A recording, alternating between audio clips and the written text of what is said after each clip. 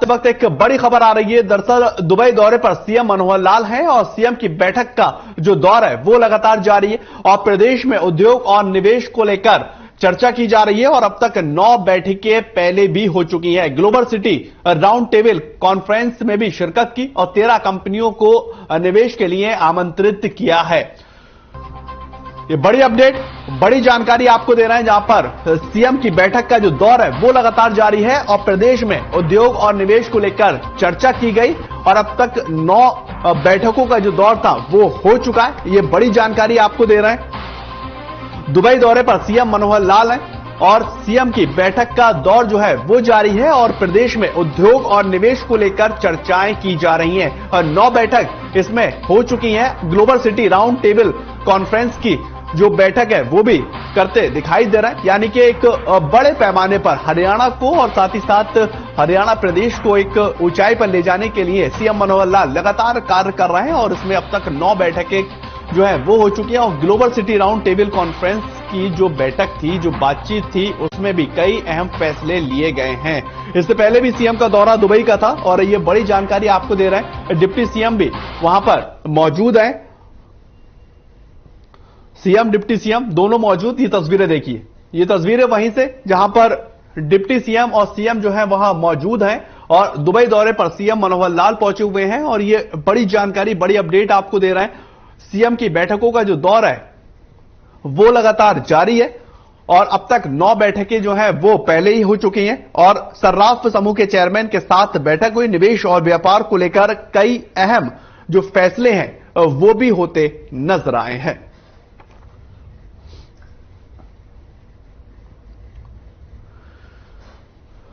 तो वहीं पर हरियाणा के मुख्यमंत्री मनोहर लाल दुबई दौरे पर हैं और इस दौरान सीएम मनोहर लाल सर्राफ समूह के चेयरमैन के साथ निवेश और व्यापार को लेकर उन्होंने बैठक की है। इस बैठक में डिप्टी सीएम दुष्यंत चौटाला भी उनके साथ मौजूद हैं और इसके अलावा हरियाणा सरकार सूबे में विश्व का सबसे बड़ा सफारी पार्क बनाने की योजना बना रही है, जिसको लेकर सीएम बैठक करेंगे। और आपको जानकारी दें कि हरियाणा के गुरुग्राम और नूह के अरावली पर्वत श्रृंखला में लगभग 10,000 एकड़ क्षेत्र में विश्व का सबसे बड़ा सफारी पार्क स्थापित किया जाएगा और यह परियोजना दुनिया में इस तरह की सबसे बड़ी परियोजना होने वाली है।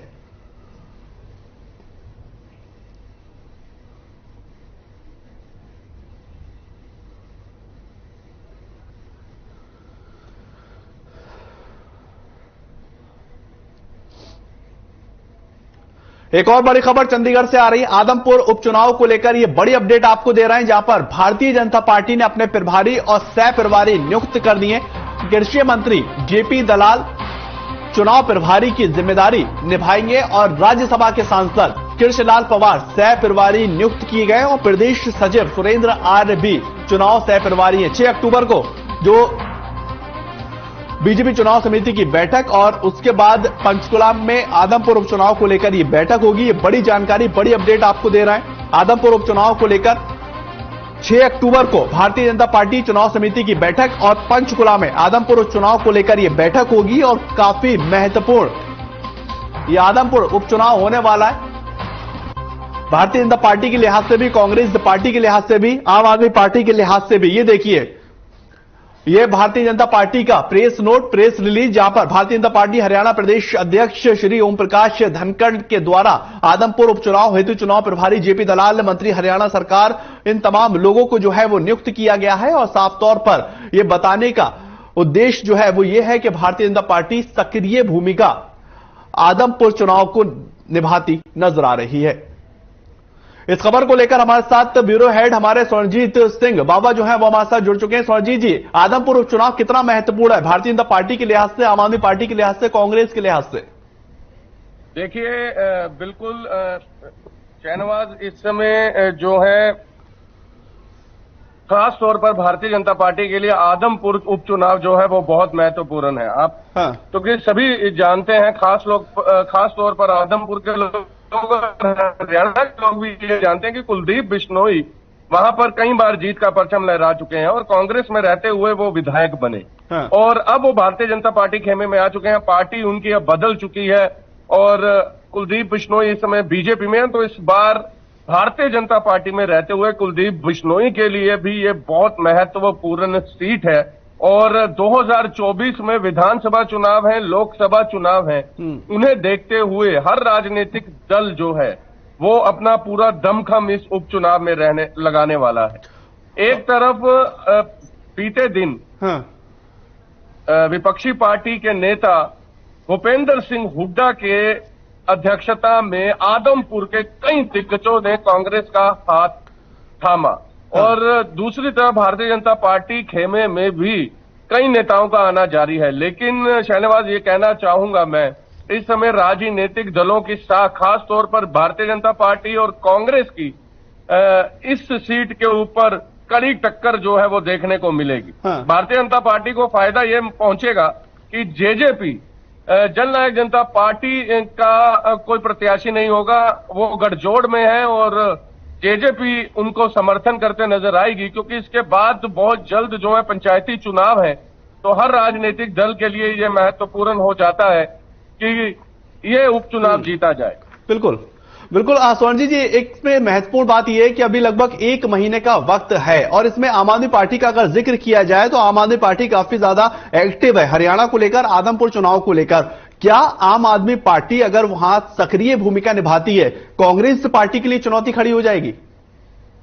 देखिए, आम आदमी पार्टी, हमें जो सूत्रों के हवाले से जानकारी है, या अभी तक हमने जो ग्राउंड जीरो से ये खबर जो है एकत्रित की है, कि हमें नहीं लगता कि बाकी अभी रणनीति क्या रहती है आम आदमी पार्टी की, कि आम आदमी हो सकता है कि एन मौके पर आके इस उपचुनाव में भाग ना ले।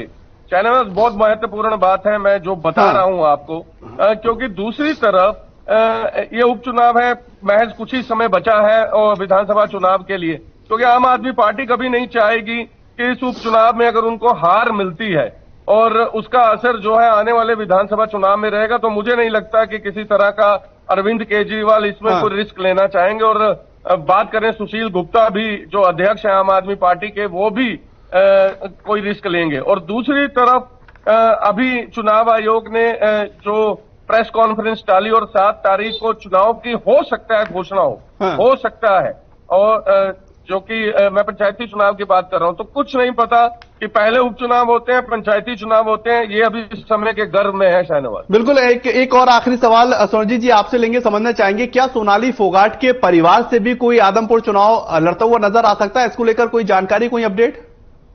देखिए शाहनवाज, इस समय सोनाली फोगाट का जो परिवार है, खास तौर पर उनकी जो बहन है, वो बहुत ज्यादा एक्टिव है। उन्होंने पंचायत, एक खाप पंचायत में भी हिस्सा लिया, और अभी बहुत जल्द एक बहुत बड़ा जलसा होने वाला है आदमपुर में, और उन्होंने ये कहा है कि आगे जो जनता फैसला करेगी हम वो करेंगे। हो सकता है, सूत्र ये भी बता रहे हैं शाहनवाज, और हर खबर के सूत्र आपको पता है कि बहुत कारगर हैं, इफेक्टफुल हैं, तो हो सकता है सोनाली फोगाट के परिवार में से उनकी बहन जो है चुनावी रणभूमि में उतर जाए, क्योंकि कुलदीप बिश्नोई के ऊपर आरोप जो है लगातार सोनाली फोगाट का परिवार लगाता हुआ नजर आ रहा है, और सीबीआई जांच भी जारी है। अब देखना होगा कि इस चुनाव में आखिरकार कौन कौन से प्रत्याशी अपनी किस्मत आजमाने के लिए। बहुत बहुत शुक्रिया, काफी महत्वपूर्ण है स्वर्णजीत जी ये आदमपुर का चुनाव, क्योंकि सोनाली फोगाट के परिवार की जो बहन है वो भी हो सकता है कि आदमपुर चुनाव लड़ती नजर आए। चलिए आगे बढ़ेंगे, बात करेंगे कुलदीप बिश्नोई के इस्तीफे के बाद से खाली हुई आदमपुर हल्के की सीट को लेकर उपचुनाव का नोटिफिकेशन जारी कर दिया गया है, और आदमपुर हल्के के लिए 3 नवंबर को मतदान होगा और 6 नवंबर को उपचुनाव के नतीजे सामने आएंगे।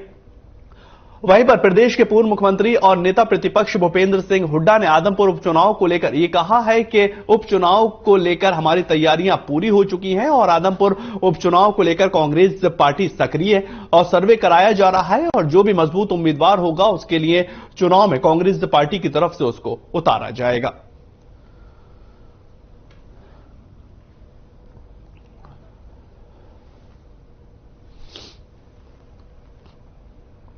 ये देखिए, आदमपुर की जंग जो है वो आदमपुर हल्के के लिए उपचुनाव की घोषणा अब हो चुकी है, और 3 नवंबर को ये उपचुनाव होगा, यानी कि जो मतदान है वो 3 नवंबर को होता हुआ नजर आएगा, और नतीजे 4-5 को छोड़कर 6 नवंबर को आएंगे। महज 2 दिन के बाद नतीजे, और कुलदीप बिश्नोई के इस्तीफे के बाद ये सीट जो है वो खाली हुई थी, और साथ ही साथ आपको बताएं कांग्रेस की टिकट पर विधायक पहले, यानी कि जब इस्तीफा देने से पहले कुलदीप बिश्नोई थे, अब भारतीय जनता पार्टी में शामिल हो गए कुलदीप बिश्नोई। उनकी वजह से आदमपुर सीट जो है वो खाली हुई है। इस्तीफा देने के बाद भारतीय जनता पार्टी में कुलदीप बिश्नोई शामिल हुए। ये आपको लिस्ट दिखा रहे हैं जो जहां पर उपचुनाव होने, और उसी को लेकर उत्तर प्रदेश, तेलंगाना, हरियाणा, बिहार, तमाम जगह ऐसे ऐसे हैं जहां पर किसी ना किसी वजह से जो है वो उपचुनाव होता हुआ नजर आता है। लेकिन आदमपुर चुनाव दरअसल इसलिए काफी ज्यादा महत्वपूर्ण हो जाता है क्योंकि सोनाली फोगाट केस की वजह से एक हाई प्रोफाइल ये पूरा मामला बन गया है, और उसको लेकर अभी देखना होगा कि किस तरह से नतीजे आते हैं और कांग्रेस पार्टी अपना कौन सा कैंडिडेट खड़ा करती है। तो वहीं पर चरखी दादरी के गांव कासनी में 30 साल के युवक पर अज्ञात बाइक सवार बदमाशों ने अंधाधुंध गोलियां चलाई हैं, जिसमें युवक की मौके पर ही मौत हो गई। घटना की सूचना मिलते ही डीएसपी मुख्यालय और सीआईए की टीम मौके पर पहुंच गई, और इस दौरान मृतक के परिजनों ने बताया है कि बाइक पर सवार 3 युवकों ने अंधाधुंध गोलियां चलाना शुरू कर दी, जिससे युवक की मौके पर ही मौत हुई है। और साथ ही उन्होंने यह भी कहा कि आरोपियों को पकड़ने की लगातार कोशिश कर रहे हैं, लेकिन आरोपी मौके से भागने में अभी फिलहाल कामयाब हो चुके हैं। मृतक के परिजनों ने आरोपियों को जल्द से जल्द गिरफ्तार करने की मांग की है।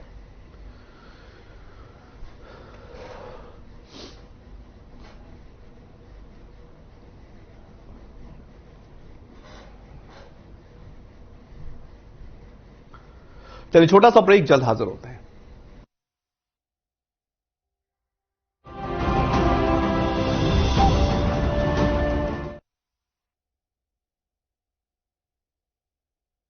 देखें कौन नया खिलाड़ी आया है,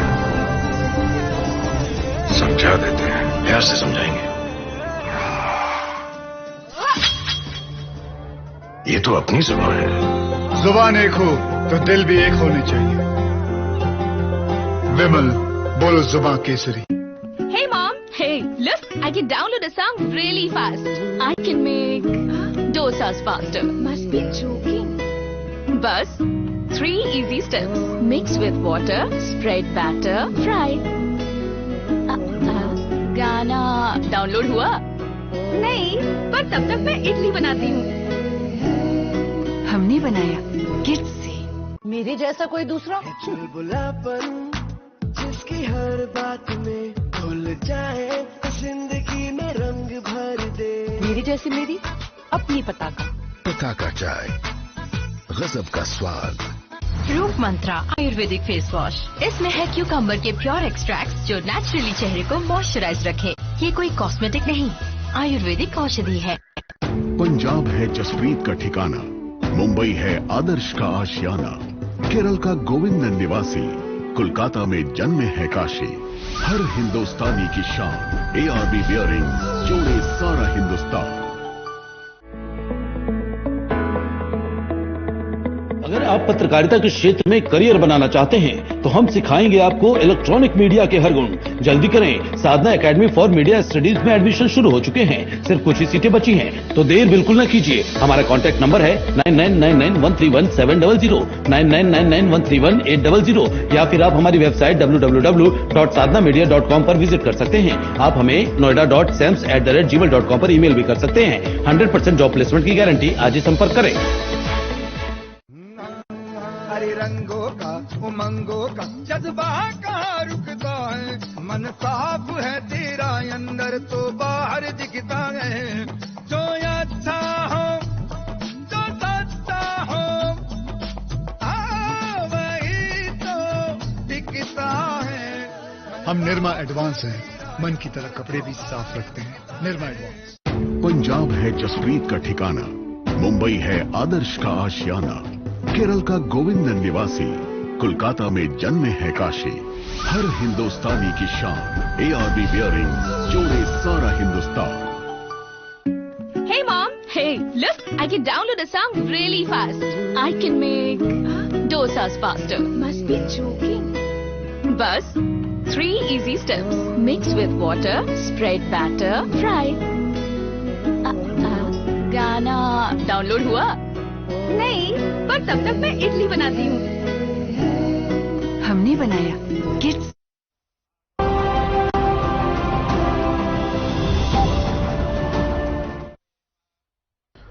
ब्रेक के बाद आपका स्वागत है। आगे बढ़ेंगे, बात करेंगे झज्जर में राष्ट्रीय लोक अदालत की तर्ज पर विशेष राजस्व अदालत का आयोजन किया जाएगा, जहां पर सालों से लंबित मामलों का आपसी सहमति से निपटारा किया जाएगा। इसकी जानकारी रोहतक मंडल के आयुक्त जगदीप सिंह ने दी और साथ ही जगदीप सिंह ने जिले में विकास से कार्यों की समीक्षा बैठक की है। इस दौरान मंडल आयुक्त ने यह कहा है कि रेवेन्यू कोर्ट में अनेक मामलों का निपटारा आसानी से किया जा सकता है और इसी को लेकर दिवाली के बाद विशेष राजस्व अदालत का आयोजन भी किया जाना ताकि लोगों को लंबित मामलों में समय पर न्याय मिल सके।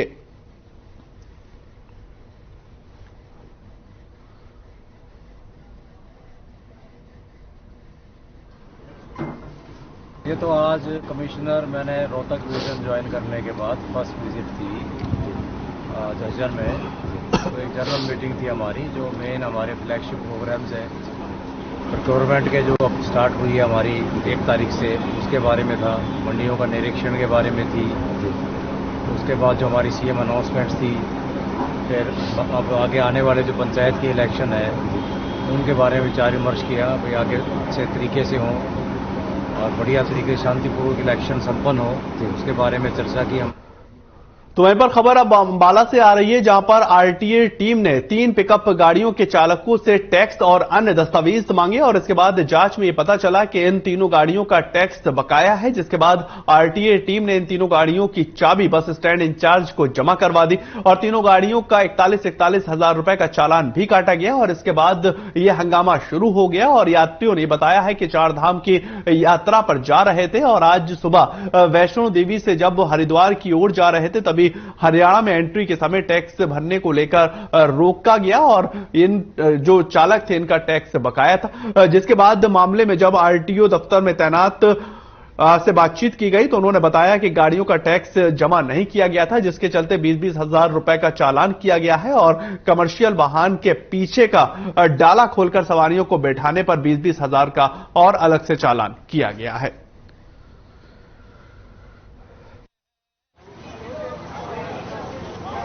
बुलंदशहर से 4 धाम की यात्रा पर निकले थे।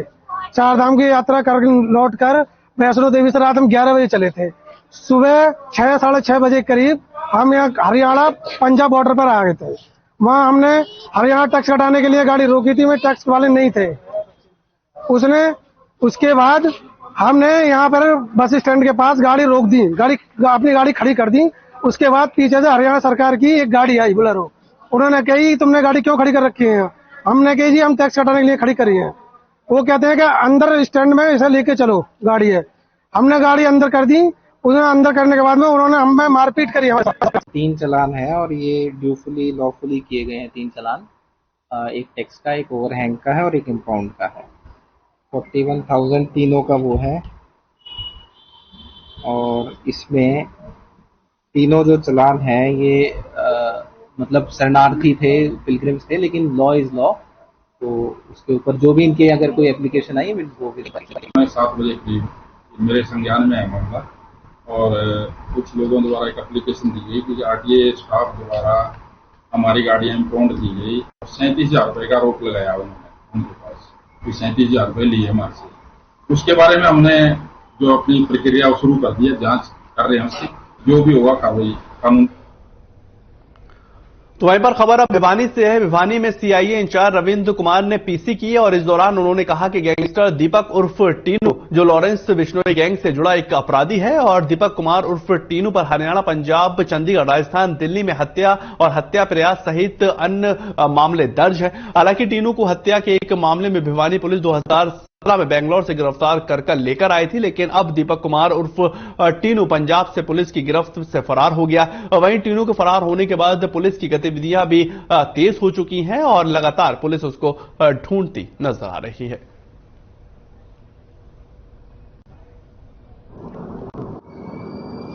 दीपक टीनू लॉरेंस बिश्नोई गिरोह से जुड़ा हुआ एक अपराधी है और जिसने 2017 में भिवानी में हत्या का प्रयास जैसे अपराध किए थे। उस समय हमारी टीम ने इसको लगातार करीब आप ये मान के चले कि 20-25 दिन रात हर तरीके की निगरानी और हाईटेक जो इक्विपमेंट है उनकी मदद से इसको निगरानी करके बेंगलोर से हमने इसको काबू किया था। उस समय भी इसके ऊपर काफी मुकदमे थे और वर्तमान में इसके ऊपर करीब 32 मुकदमे हमारे रिकॉर्ड के अनुसार हैं। हमें भी सूचना मिली है कि आज ये हिरासत से फरार हुआ पंजाब पुलिस के से, तो हम भी अपने लोकल तौर पर निगरानी रख रहे हैं और जो भी हमारा खुफिया नेटवर्क है हमने उसको एक्टिवेट कर दिया है। तो जैसे जितना पॉसिबल होगा, अगर भिवानी कहीं आसपास कोई सूचना मिलती है तो उसको पुणे का। खबर कैथल से आ रही है, जहां पर डीसी डॉक्टर संगीता तेतरवाल ने पराली न जलाने को लेकर जागरूकता अभियान चलाया है और डीसी ने प्रचार वाहनों को हरी झंडी दिखाकर रवाना किया। इस दौरान कृषि विभाग के उप निदेशक डॉक्टर करमचंद ने कहा कि पराली प्रबंधन की ओर से विशेष ध्यान देने की जरूरत है और कृषि विभाग के अधिकारियों को लोगों को गांव में जाकर जागरूक करना चाहिए और पराली न जलाने को लेकर किसानों को प्रेरित करना चाहिए। और जिले भर के अंदर पराली प्रबंधन के लिए किसानों को 9,553 मशीनें दी गई हैं।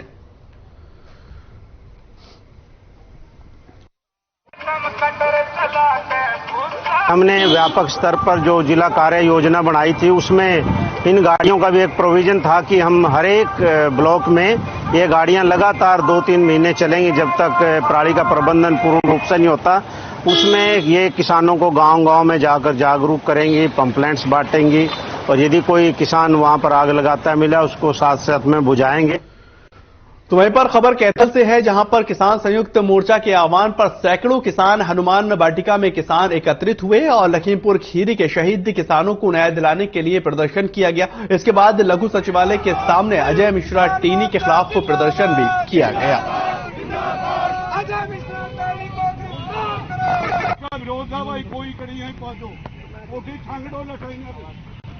कैथल की आप तस्वीर देख रहे हैं, जहां पर मृतक किसानों की न्याय की मांग की जा रही है और अजय मिश्रा टीनी के खिलाफ तो किसान जो हैं एकजुट होकर प्रदर्शन करते हुए नजर आए। हनुमान वाटिका में किसान जो हैं वो जुटते हुए दिखाई दिए और उन्होंने साफ तौर पर कहा कि जो मृतक किसान है उनको न्याय मिलना चाहिए और अजय मिश्रा टीनी को गिरफ्तार करना चाहिए।